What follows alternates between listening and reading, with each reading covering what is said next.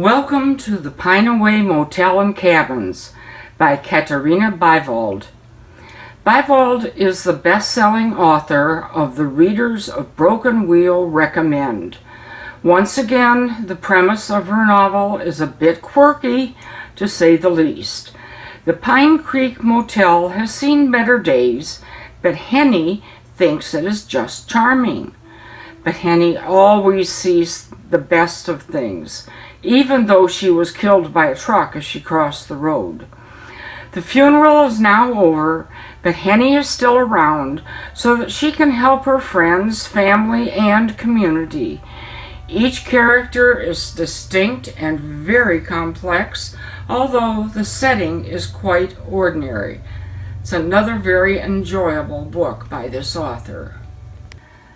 The Lost Carousel of Provence by Juliet Blackwell. Blackwell has developed quite a following for her novels taking place in France. This may well be her best yet. This time she has written a story that takes place in beautiful Provence, and her descriptions are indeed beautiful.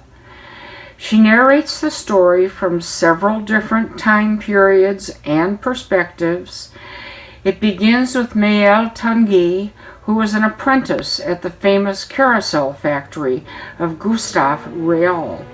It is an unusual profession for a young woman in 1900 France, but she loves her work crafting beautiful and whimsical animals for the Carousel. There are also several love stories in various time periods. And finally, there is Katie Ann Drake, a troubled and extremely talented photographer living in present-day Oakland, California. I especially enjoyed learning about the carousels and wished I could go along with Katie Ann Drake to take all the wonderful pictures. Look for some of them on the internet. This is recommended by Stephanie. The Vineyards of Champagne by Juliet Blackwell. Widowed Rosalind Acosta, who works for a small Napa Valley vineyard/distributor, is on her way to France to represent her company in a local champagne festival. On the plane, she meets an Australian woman, Emma Kinsley. While the two are on their long journey, Emma shares some World War I vintage letters written to her great-aunt. These letters document the lives of a woman named Lucy and her family while they are sheltered in the vineyard's underground caves. The caves, carved out during Roman times, were used to store and age the champagne during the war. Blackwell incorporates the history of the famous champagne houses along the way to produce another interesting historical novel. One of the books that I am recommending today is A Potion to Die For by Heather Blake. This is the first book in the Magic Potion Mystery series. It is a paranormal, cozy mystery with voodoo magic, love potions, hexes, and the like. Carly Hartwell is a healing witch and the owner of the Little Shop of Potions, a very popular potion shop in the small town of Hitching Post, Alabama. But when a dead lawyer is found clutching a potion bottle inside of her shop, Carly is going to do everything she can to clear her name and save the reputation of her healing potions. This story is a mix of humor, mystery, romance, and a touch of the small-town southern lifestyle. There are many twists and turns that keep you entertained and guessing until the end. It's perfect for fans of Juliet Blackwell and Bailey Cates, or for anyone who enjoys a cozy mystery that's looking for something a little different, such as a paranormal magic spin. Find this title on the library's Libby app. American Sherlock, Murder, Forensics, and the Birth of American CSI by Kate Winkler Dawson.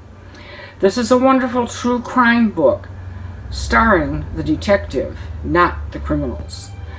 Probably most of us haven't heard of Edward Oscar Heinrich, who solved over 2,000 cases between 1933 and 1953. He was responsible for a staggering number of forensic tools that are still used today. These include bloodstain pattern analysis, ballistics, lie detector tests, fingerprints.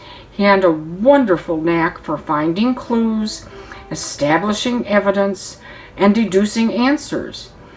Dawson concentrates on several of his important cases in telling the super detective's story. You'll also see how the man's very brilliance and self-confidence could make juries uncomfortable and possibly lead to mistrials. Recommended by Stephanie, The Shape of Family by Shilpi Somaya Gowda.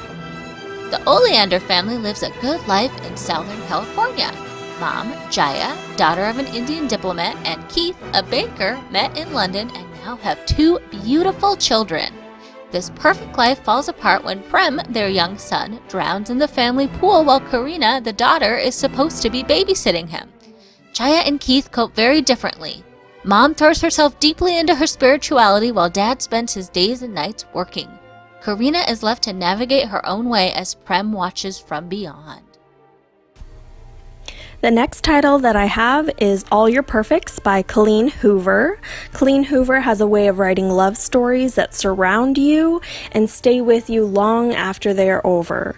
She does not like to give many details in her book descriptions because she likes the reader to experience every piece of the story for themselves.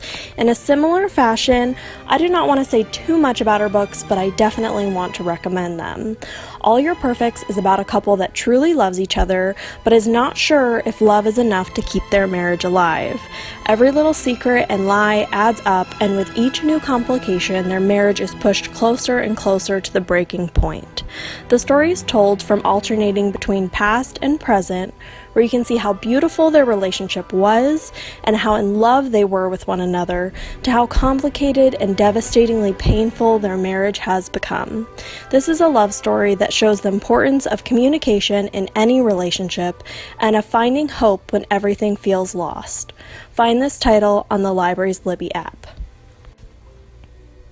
It Ends With Us by Colleen Hoover, another beautiful, all-encompassing love story by Colleen Hoover. This is the story of a girl with a troubled past who has worked hard to create the perfect life for herself. Lily has just moved to Boston to start her own business when she meets Ryle Kincaid, a handsome neurosurgeon. While Ryle is against dating and relationships, he makes an exception for Lily because he can't seem to stop thinking about her. When things are starting to bloom between the two of them, Atlas Corrigan, her first love, reappears, and with him come memories of the past that threaten Lily's new relationship. This story is told alternating between the present and Lily reading her childhood diary entries around the time of her first love. There is no way to change the past, but there is a way to learn from it and work towards stopping it from repeating again. This is a heartbreaking and haunting romance that will stick with you long after it ends. Find this title on the library's Libby app. Finding Dorothy by Elizabeth Letts. This is a biographical fiction book about the wife of L. Frank Baum, author of The Wonderful Wizard of Oz and many other books. I grew up adoring the Oz books and actually never saw the movie until sometime in the 1980s. This is a fascinating look at Frank's widow, Maud Gage, and their life together. When the movie with Judy Garland was being made, Maud invited herself onto the set so that she could be sure that the movie would be a true reflection of Frank's vision. We find out what the background was behind the Scarecrow, the Tin Man, and the Lion. Perhaps most importantly, you will discover how Maud rescued the song Somewhere Over the Rainbow from the cutting room floor. This is Hannah, recommending another book for Brown Bag. This is I Forgot to Remember, a memoir of amnesia by Sue Meck with Daniel Devise. This is another not cozy book, and this one, rather unbelievably, is a true story. So our scene is set in May 1988. A young 22-year-old Sue Meck is the mother of 2 children. She lives with her husband Jim in sunny Texas, just like any average family, and then in an instant, all of their lives are changed when their ceiling fan falls and hits her on the head. It puts her into a coma briefly, but her stay at the hospital only lasted around 3 weeks. because her body healed well enough, but the doctors couldn't heal the damage done to her brain and her memories. From the moment Sue wakes up from her coma, she can't remember anything about her life until that very moment. So 22 years erased, never to return. And I want to reiterate, Sue never recovers her life memories from before the accident. Not only could she not remember events, but her own family, parents, siblings, husband, children, wiped from her memory, completely gone. So this book was published in 2014, and it details her life since the accident, sprinkled with stories from her childhood, which she has been told by her parents and siblings. Not surprisingly, her life has been full of tumult, and she's been told that she's very different now than she used to be. It's a very strange and heart-wrenching tale, but it illustrates the resiliency of the human spirit, so it's an interesting read. It's not available right now through any of our ebook platforms, but you can always wait for the print copy when we reopen.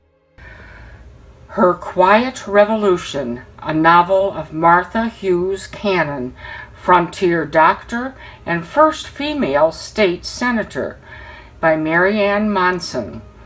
This is an historical novel about an amazing woman. She came to Utah with her Mormon family from Wales. Along the way, her baby sister died, and soon after they reached Utah, her father also passed away. Obviously, this made a strong impression on the young girl. Working at such jobs as typesetting and teaching, she saved enough money to enter medical school at the University of Michigan, and then later the University of Pennsylvania. She also took courses in public speaking before returning to Utah. She was a very gifted, dedicated doctor and developed a strong interest in the suffragette movement. She married in secret because her husband practiced plural marriage, which had just become illegal. Despite this, she was invited to speak at the Columbia Exposition of Chicago. The federal government had taken away the rights for women voters in Utah because of the polygamy scandal, but they were restored once Utah became a state. She was immediately elected to the Utah State Senate and served for 2 terms when Utah did become a state. Many of the western states allowed women to vote before they were even states. She was the first woman ever to be elected to a state senate, and her accomplishments in the Utah Senate were truly amazing. Give it a read. Find out more about the suffragette movement and what we should be celebrating this August. Hey lady, give me your purse and your money. Are you kidding me right now? Are you seriously mugging me? Yeah, so hand it over. Great! My day is complete. I just got laid off an hour ago. My boyfriend Derek's been cheating on me. It was on the news, did you see it? And now this. Wait, you're Derek Mitchell's girlfriend? You know, I thought you'd be prettier in person. Are you kidding me? Are you kidding me? $32.11? It's all I've got. Can I go now? Fine, count to 100 before you move. 1, 2, 3, 4. Don't forget to break up with Derek! So begins the tale of Maeve Stevens in St. Francis Society for Wayward Pets by Annie England Noblin. Maeve is 36, freshly unemployed, mugged, and discovers her dreamboat pro baseball player Bo is a philandering jerk, all in one day. And as if that weren't enough, all of her friends seem like they have it together and she's the only one struggling. So just as she's planning what to do next with her life, she gets a bolt out of the blue, life-changing phone call. Her birth mother, Maeve, was adopted as a baby and never met her birth family ever. but her birth mother has died and named Maeve as her sole beneficiary, which includes a house, a car, and a cat in a small town in Washington. So off Maeve goes on a new adventure to discover her family history and maybe lay some ghosts to rest. So based on the title, I thought there would be more heartwarming scenes with furry pets and gentle knitting scenes with kind women as they give sensible life advice to the protagonist. And while there are small amounts of those things, everything in the book is tinged with sadness. It has a lot of dark themes like abuse and alcoholism and drugs, which I wasn't expecting. So I couldn't really classify this as a cozy book, but it's definitely a fun read, and there are comedic moments for sure. It's just a little different than I was expecting, and definitely not enough furry pet scenes. But this book is available through our Greater Phoenix Digital Library platform online, or you can wait to put the print copy on hold when we reopen. The Queen's Fortune, a novel of Desiree, Napoleon, and the Dynasty That Outlasted the Empire, by Alison Pataki. I love biographical fiction. In fact, I learned most of my history from reading good historical novels. Somehow, I've never read much about French history, so this book was an excellent choice to fill in some of my knowledge gaps. Desiree Clary realizes that she may be the only one able to save her family from the guillotine during the French Revolution. She meets Napoleon Bonaparte and his brother Joseph, and they help the Clary family to survive.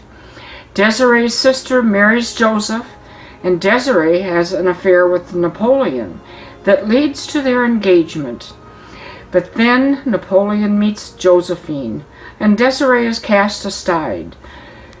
But the Clarys and the Bonapartes will forever be linked. Eventually, Napoleon has Desiree marry one of his generals, Jean-Baptiste Bernadotte. As Napoleon falls from grace, Bernadotte rises in power and is offered the kingship of Sweden. Although Desiree never spent much time in Sweden, the dynasty that she and her husband founded is still going strong today. Ellie and the Harp Maker, by Hazel Pryor. This is a charming debut novel. Dan Hollis is autistic but lives a very happy, ordered life on the outskirts of the English moors. He makes exquisite Celtic harps in his barn and socializes with a very limited circle of friends. Ellie Jacobs takes a walk in the woods and accidentally comes across Dan's barn. She is enchanted by his work, and he ends up giving her a harp made of cherry wood to match the cherry color of her socks. He stores it for her until she is ready to learn how to play the instrument. Ellie's abusive and controlling husband does not approve of the gift, but Ellie sneaks away to visit Dan almost every day. Inevitably, this leads to a tragic confrontation, but the believable fairy tale-like ending shows that love and friendship can survive. The Land Beneath Us, by Sarah Sundin. Sundin writes romantic Christian fiction. The Land Beneath Us is the third book in her series, Sunrise in Normandy. Even though this is the third book, readers will have no trouble following the plot line. The series takes place during World War II and tells about the loves of three estranged brothers from Texas. Clay Paxton is the youngest brother and has become a U.S. Army Ranger. He is convinced that he is fated to die in battle and offers to marry Leah, who has been a victim of a horrific rape. After all, he won't be coming back from battle, and it is the right thing to do. Needless to say, he survives, she falls in love with him, and he reconciles with his brothers. This is a quick, enjoyable read. Recommended by Stephanie. Redhead by the Side of the Road by Ann Tyler.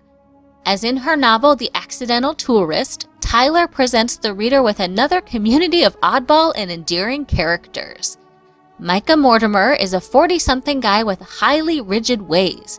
As the super in a small apartment, he maintains the property and spends the rest of his days as a freelance tech geek. He has a very tolerant girlfriend, Cassie Slade. All is well until the son of his old college girlfriend turns up on Micah's doorstep because he thinks Micah is his real father. The last book that I'm going to be recommending today is All Systems Red by Martha Wells. This is the first book in the Murderbot Diaries series. The first 4 books in this series are novellas between 142 and 177 pages. However, the 5th book, Network Effect, is going to be the first full-length standalone novel in this growing series. This is a fast-paced sci-fi space series told from the diary of a self-aware sec unit, or security android, who refers to itself as Murderbot and has hacked its own governor module so that it does not have to follow commands. Murderbot is accompanying a team of scientists as they investigate and analyze a distant planet. The team does not feel that they need a sec unit, nor do they feel entirely comfortable around it. However, after multiple strange occurrences, they start to wonder if their team is being intentionally sabotaged. When a neighboring exploratory team goes dark, the group and their Murderbot begin to search for answers. This is perfect for fans of the Locked Tomb series by Mirror and the Benti series by Okafor, or for anyone that's looking for a fast-paced sci-fi read. Find this title on the library's Libby app. Recommended by Stephanie, The Kane Mutiny by Herman Wouk. Winner of the 1951 Pulitzer Prize for Literature, this novel was based upon Wouk's own personal experiences on a minesweeper during World War II. When Willie Seward enlists in the Navy, it is really just to avoid the draft. Seward is a Princeton grad not quite ready to join the adult world. He chooses to spend his time playing the piano in a nightclub. Even after enlisting, he avoids serious duty by entertaining the Admiral in Hawaii. But these fun times come to an end when he is posted to the USS Kane, a battle-worn minesweeper under the command of William DeVries. Because he dislikes the commander, he is happy to discover that Lieutenant Commander Philip Francis Queeg will be assuming the role. His happiness is short-lived when it becomes apparent that Queeg is not at all suitable for his posting. As the ship's role becomes more important during the war, Queeg's behavior becomes more erratic. During a typhoon, the minesweeper's second-in-command challenges Queeg's authority, resulting in a court-martial. Wouk has a talent for weaving his characters into complex moral situations.